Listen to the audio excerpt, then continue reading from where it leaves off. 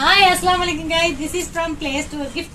ஒரு கஸ்டமர் வந்து 5 பசில் ஆர்டர் பண்ணாங்க, அதாவது ஆஃபர்ல. ஓகேங்களா, சொல்லுங்க பாருங்க, நல்லா இருக்குல்ல, கலர்ஃபுல்லா இருக்கு. ஓகே, ஸோ இது கூட பாத்தீங்கன்னா கீ செயின் ஆர்டர் பண்ணாங்க, அப்புறம் டால்ஸ் ஆர்டர் பண்ணாங்க. கீ செயின் வந்து பாத்தீங்கன்னா ஸ்டாண்ட் கீ செயின். ஓகேங்களா, அங்க பாருங்க. ஸோ இது மாதிரி 5 பண்ணாங்க, அழகா இருக்குல்ல.